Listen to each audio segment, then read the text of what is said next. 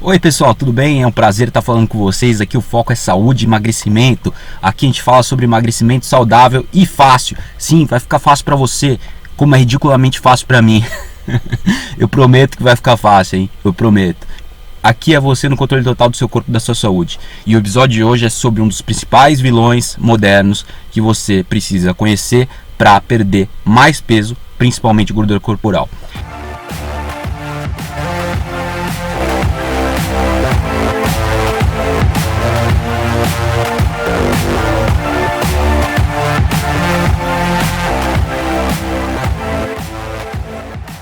Você vai aumentar seus níveis de energia entendendo quais são os principais alimentos engordativos que estão presentes na dieta moderna. Você vai perder bastante peso, eliminar da sua vida esse grande vilão aí que só impede o emagrecimento. Está por trás de diversas patologias crônicas e autoimunes também. Mas antes de eu passar a dica para você, fica outra dica: curtir meu canal do YouTube. Você pode curtir o vídeo aí no joinha, no botãozinho de curtir, ou você também pode seguir o meu canal do YouTube para receber esses vídeos e esses áudios no seu computador e no seu celular. Então, se você está no computador, você pode clicar no botãozinho vermelho no lado direito inferior da tela. E se você está no celular, logo abaixo da tela tem o linkzinho de se inscrever. Então aproveite, colabore e ajude esse podcast a alcançar mais gente com essas dicas fantásticas.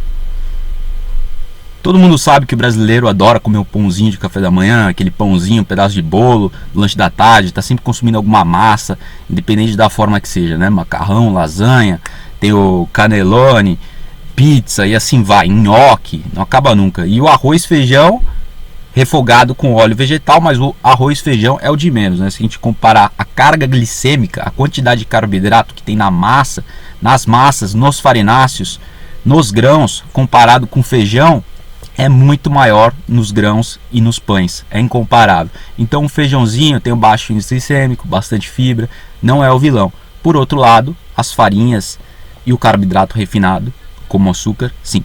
Então não é uma surpresa para ninguém que agora a gente tem dados estatísticos do IBGE para confirmar esse consumo alto de carboidrato brasileiro. Agora não, eu digo desde 1990, temos dados estatísticos há muito tempo. De acordo com o estudo de 2005 do IBGE, o principal alimento consumido pelo brasileiro é a farinha de trigo, o arroz branco e o feijão. Farinha de trigo em primeiro lugar. E o estudo revelou que ainda o consumo de trigo é bem elevado. É mais elevado comparado com as outras fontes de carboidrato. A gente sabe que tem uma série de consequências negativas para a saúde, o glúten. O brasileiro consome em torno de 54 a 56% das calorias na forma de carboidratos. Você deveria saber que essa é a base do consumo da dieta brasileira e por isso que os números de obesidade, as taxas de obesidade têm subido tanto ultimamente. E segundo os mesmos dados estatísticos, o brasileiro em média consome mais de 30 gramas, mais de 300 gramas de carboidrato por dia. E os indivíduos obesos estão certamente nessa faixa, se não comendo mais. Carboidrato é o principal ingrediente que engorda e o pão é rico. Mas ele não é só rico em carboidratos, ele é rico em vários compostos tóxicos para o corpo que não fazem bem. Em alguns casos são mais tóxicos, em outros casos são mais inofensivos. Depende da pessoa, depende da propensão do corpo, a autoimunidade. Eu já vou falar um pouquinho mais disso adiante. O pão é um dos principais cereais da dieta moderna e grande parte da nossa alimentação tem por base os cereais, ou mais precisamente o pão e a massa, que são derivados de cereais como o trigo. E o homem paleolítico, o homem ao longo da sua evolução de 2,5 milhões de anos, nunca teve disponibilidade de grãos em abundância como atualmente na dieta moderna, após o advento da agricultura e mais abundantemente após a Revolução Industrial. Então a agricultura, que surgiu há mais de aproximadamente 10 mil anos, em alguns cantos, em algumas regiões do mundo, mais tempo, em outras regiões menos, né? Os cereais foram domesticados aí por volta de 11 mil anos atrás, na região crescente fértil, né? Que é o Egito, Israel, Iraque, e essa parte do Oriente Médio, Síria. Então a gente pode afirmar que houve pouco tempo para o ser humano se adaptar ao consumo de cereais que não esteve presente de acordo com todos os estudos antropológicos, vários estudos, várias evidências, 2,5 milhões de anos da nossa evolução sem consumo de grãos tão recorrente na nossa dieta como atualmente. A dieta dos nossos ancestrais era menos rica em carboidrato, por vezes era rico em carboidratos em algumas partes do ano, mas em geral era rico em alimentos de verdade, fibrosos, cheios de fibras, uma quantidade abundante de alimentos colhidos e caçados, alimentos de verdade. Então, algumas pessoas estão mais adaptadas a outras, o consumo de trigo, grãos, mas certamente não consumir na quantidade que o homem moderno consome. Tem essa falta de adaptação que manifesta-se aí de forma às vezes um pouco despercebida, né? Na forma de diabetes, pré-diabetes, doenças autoimunes. Certamente muita gente não sabe o que está acontecendo com elas. Elas estão desenvolvendo processos autoimunes subjacentes sem estar cientes. A pessoa nem sabe que tem. Existe a inadaptação aos cereais, que é conhecida também pela doença celíaca, intolerância ao glúten, né? Então, o glúten tem a sensibilidade ao glúten não celíaca. E além dessas doenças celíacas, também existe a sensibilidade ao glúten que não se manifesta de forma tão acentuada como problema intestinal, no caso celíaco, né? No caso celíaco há danos intestinais graves, porém no caso da sensibilidade ao glúten não celíaca, os danos não são tão evidentes, tão permanentes, mas está ligado à doença autoimune. E os cereais engordam porque tem um tipo de carboidrato, de hidrato de carbono complexo, que é a amilopectina, que é rapidamente convertida em glicose absorvida na corrente sanguínea. Sobe a glicose demais e causa a pré-diabetes, a diabetes, resistência à insulina, síndrome metabólica, né, que precede diversas patologias crônicas. Então essa amilopectina tem o efeito também de estimular o apetite, né? Além de ele engordar, subir a glicose sanguínea, ela estimula o apetite. Então tem que eliminar os cereais, principalmente o trigo da dieta, e comer muito menos, ou comer muito menos, eliminar ou comer muito menos. Só assim você vai emagrecer de verdade, né? Os níveis de açúcar no sangue vão ser reduzidos, porque o nível de açúcar no sangue alto é bem problemático para a saúde, né? Se você não sabe ainda, ele fornece a matéria-prima para compostos AGE, que é produtos finais de glicação avançada, que causam danos oxidativos nos seus tecidos do corpo, nas células, né? Dano nas artérias e assim vai. Vários danos. Os carboidratos são péssimos para a saúde da sua artéria. E o trigo também está associado a patologias e a transtornos mentais, como a esquizofrenia. A relação entre o consumo de trigo e a esquizofrenia, por exemplo, foi estabelecida há muito tempo atrás, mais especificamente durante a Segunda Guerra Mundial.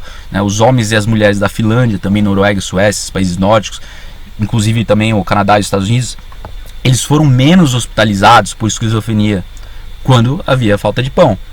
E essa mesma relação foi estabelecida pelo Dr. Dohan quando estudou as populações da Nova Guiné. Então, antes da entrada dos cereais, havia menos casos de esquizofrenia nesse território e em vários países. Essa relação já é muito adotada pelo Dr. Dave Perlmutter, do livro que muitos de vocês conhecem, A Dieta da Mente. Ele é um neurologista que também cita diversos estudos estabelecendo a relação entre trigo e esquizofrenia. Também outros transtornos mentais, tipo déficit de atenção e depressão, né, porque afeta o funcionamento cerebral de maneira negativa, tanto a glicose alta quanto o glúten. Agora, algumas pessoas estão mais suscetíveis e outras menos, então depende. Então, o Brian, que é o doutor especialista em doenças autoimunes, ele aborda também essa questão das doenças mentais no seu livro, que inclusive está disponível em português. Então essa correlação entre o trigo e doenças mentais, ele também pôde observar nas diversas mudanças que ocorreram em seus pacientes com transtornos mentais. Então assim, vários clínicos observando na atuação prática, vários estudos epidemiológicos mostrando essa correlação, e a explicação é a seguinte: o glúten, ele é tóxico puramente, porque ele penetra a barreira hematoencefálica, né? Blood-brain barrier. Então, basicamente, a proteína do trigo glúten é degradado em peptídeos, né? Em polipeptídeos, em cadeias menores de aminoácidos, e elas entram no cérebro com facilidade, na barreira hematoencefálica, que é a camada dos vasos sanguíneos que separa as células cerebrais do sangue. Então, ao ser transportada para o cérebro, se liga a receptores de morfina. Daí que está o efeito opioide do trigo. Então o trigo causa dependência, e o alto teor de glicose, também causado pelo consumo do trigo, gera a dependência alimentar decorrente dos altos níveis de insulina, que é o hormônio que sobe depois de consumir carboidratos. Então é muito problemático para a saúde. Os cereais interferem na permeabilidade do intestino, assim como aumentam a glicose sanguínea. E a questão da permeabilidade intestinal eu já falei várias vezes, que é basicamente a camada das células, do intestino, que se tornam permeáveis propensas, mais abertas para que compostos tóxicos do intestino, bactérias, tudo passem para a corrente sanguínea. Então, uma grande parte da população tem esse problema da permeabilidade intestinal e você não precisa desenvolvê-lo, né? Muita gente tem e você tem que evitar. Provavelmente você tem também em certo grau. Então, temos que evitar a permeabilidade intestinal para não causar inflamação no intestino, porque ela por si só, o glúten por si só no intestino causa inflamação tópica, desregula a zonulina, que é uma proteína liberada para romper as junções da barreira intestinal. Então todas as toxinas, as substâncias antígenas que são ruins para o corpo entram na circulação. Quando entra na circulação, causa autoimunidade, os problemas autoimunes. Assim você desenvolve a sua artrite, a artrose, esclerose múltipla e uma série de patologias, inclusive a esquizofrenia, com o cruzamento da barreira hematoencefálica dos peptídeos do trigo. Então é isso aí, pessoal. O primeiro passo para emagrecer e melhorar a saúde é cortar o açúcar e o trigo. Depois, eu falei no vídeo passado, cortar os óleos processados ricos em ômega 6. Esse e outros ajustes. Então começar o dia bem é essencial. É essencial. Começar o dia bem sem carboidrato é a melhor forma de emagrecer de forma eficiente e saudável. Começando o dia com o pé direito. E lembrando, o corpo não precisa de carboidratos como precisa de proteínas e gorduras. As proteínas formam elementos estruturais do corpo. Intestino, fígado, órgãos, coração, tudo é criado a partir das proteínas. Então, a falta de proteína acarreta em uma série de problemas metabólicos e patologias do corpo. Então, você precisa da proteína para construir seus órgãos, para a manutenção deles.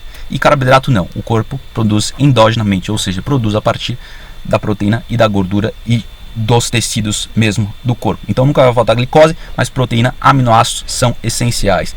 Então, consuma uma dieta moderada em proteínas e corte esses ingredientes super prejudiciais que eu falei agora, o trigo e o açúcar. Obrigado, pessoal, até a próxima. Oi pessoal, tudo bem? Aqui é o Caio Fleury novamente. Eu tenho uma mensagem para contar para vocês. Isso mesmo, o coaching de emagrecimento. O coaching de emagrecimento, estão abertas as inscrições. Inclui um período de 15 dias ou mais de acompanhamento para você emagrecer e atingir o peso que sempre sonhou. Isso mesmo, você precisa atingir seu potencial máximo e o coach vai te ajudar nisso. Portanto, entre em contato agora, é 011 97533 8525, 011 97533 8525. Repetindo, você vai perder peso com facilidade com a low carb, com a cetogênica, ou seja a dieta que for, dieta paleo mais liberal, mas com certeza irá atingir seu objetivo. Então não se esqueça de me mandar uma mensagem no WhatsApp agora. Muito obrigado, abraço.